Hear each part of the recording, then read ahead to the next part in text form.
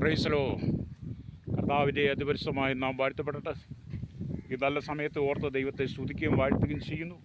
വിവിധ സ്ഥലങ്ങളിൽ രാജ്യങ്ങളുമായിരുന്ന ദൈവത്തിൻ്റെ വചനം കേൾക്കുന്ന എല്ലാ പ്രിയപ്പെട്ടവർക്കും കർത്താവായ യേശു ക്രിസ്തുവിൻ്റെ വിലയേറിയ നാമത്തിൽ എൻ്റെ സ്നേഹ വന്ദനത്തെ അറിയിക്കുന്നു. അല്പസമയത്തെ ദൈവന ചിന്തയ്ക്കായി ഒരു ദൈവത്തിൻ്റെ ഭാഗം വായിക്കുന്നു. 1 പത്രോസ് ലേഖനം 5-ാം അധ്യായം 7-ാം വാക്യം. അവൻ നിങ്ങൾക്കായി കരുതുന്നതാകിയാൽ സകല ചിന്താകുലവും അവൻ്റെ മേലിട്ടുകൊള്ളുവിൻ. പ്രൈസലോ. ഒരിക്കൽ കൂടി ഞാൻ ആ വചനം ആവർത്തിച്ച് വായിക്കുകയാണ്.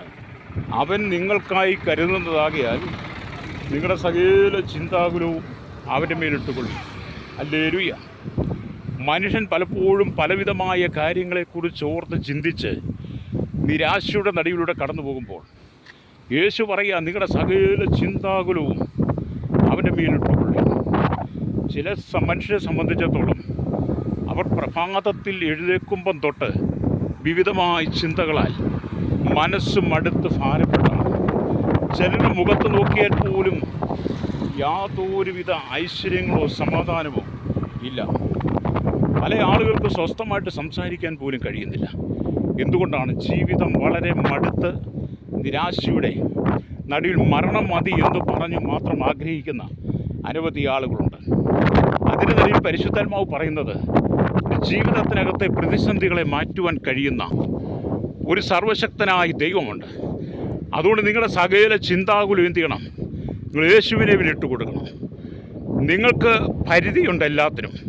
പരിധികൾക്കപ്പുറത്ത് നിങ്ങൾക്കൊന്നും ചെയ്യുവാൻ കഴിയില്ല. എന്നാൽ പരിധികൾ കൂടാതെ പ്രവർത്തിക്കാൻ കഴിയുന്ന ഒരു സൃഷ്ടാവ് നമുക്കുള്ളത് കൊണ്ട്, ഹല്ലേലൂയ, പരിധികൾക്കപ്പുറത്തു നിന്ന് പ്രവർത്തിക്കുന്ന നമ്മുടെ ദൈവസര കരങ്ങളിലാണ് ഈ വിഷയങ്ങളെ ഏൽപ്പിക്കുന്നെങ്കിൽ കർത്താവ് നിനക്ക് വേണ്ടി അത്ഭുതം ചെയ്യും. ഹല്ലേലൂയ. അതുകൊണ്ട് നിങ്ങളുടെ സകല ചിന്താകുലവും അവൻ്റെ മേലോട്ട് കൊടുക്കും. നാളെ എന്ത് ചെയ്യും, എങ്ങനെ ജീവിക്കും, എങ്ങനെ മുന്നോട്ട് പോകും, എങ്ങനെ മക്കളെ പഠിപ്പിക്കും, കുടുംബം എങ്ങനെ പോകും എന്നൊക്കെ ഓർത്ത് ഭാരപ്പെടുന്ന അനവധി ആളുകളുണ്ട്. ജോലി നഷ്ടപ്പെട്ടവരുണ്ട്, സാലറി കിട്ടാതെ ഭാരപ്പെടുന്നുണ്ട്, കടക്കിടിയാൽ കടന്നു പോകുന്നുണ്ട്, കടബാധയിൽ കടന്നു പോകുന്നു, ജപ്തി നടപടി നേരിടുന്നു. വിവിധമായ വിഷയങ്ങളെ മാനസികമായി തകർന്ന അനവധി ആളുകൾ നമ്മുടെ നടുവിലുണ്ട്. ഹല്ലേലൂയ. അതിൻ്റെ നടുവിലാണ് യേശു പറയുന്നത്, ജീവിതം തകർത്ത് കളയാതെ യേശുവിന് വേണ്ടി ഏൽപ്പിക്കുവാൻ. ഇന്ന് പകലിനെ കേൾക്കുന്ന ശ്രോതാവി, ഞാൻ ഈ വചനം വിളിച്ചു പറയുമ്പോൾ തന്നെ യേശു നിനക്ക് വേണ്ടി ചില അത്ഭുതങ്ങളെ ചെയ്യുവാൻ ആഗ്രഹിക്കുക. നിൻ്റെ കണ്ണുനീര് തുടയ്ക്കുവാൻ യേശു ആഗ്രഹിക്കുക. ജീവിതത്തിൻ്റെ എല്ലാ മേഖലകളിലും അനവധി ചിന്തകൾ നമ്മെ പലപ്പോഴും അലട്ടിക്കൊണ്ടിരിക്കും.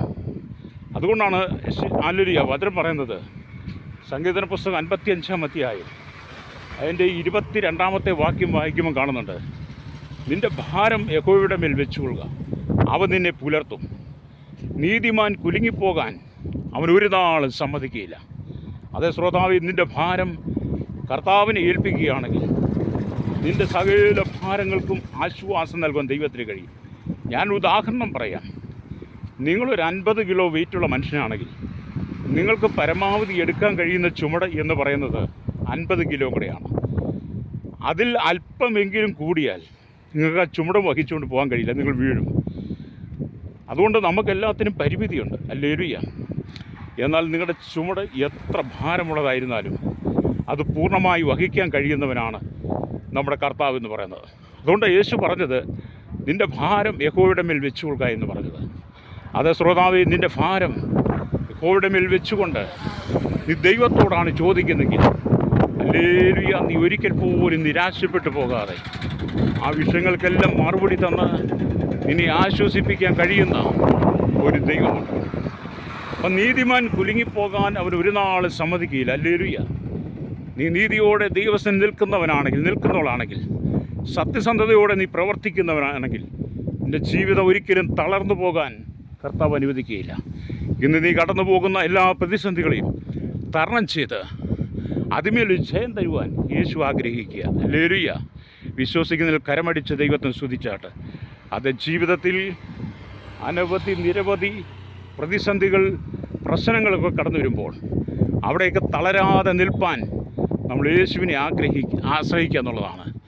അതുകൊണ്ടാണ് 118-ാം സങ്കീർത്തനം 8-ാം വാക്യം വായിക്കുന്നത്, യഹോവയിൽ ആശ്രയിക്കുന്നവർ കുലുങ്ങാതെ.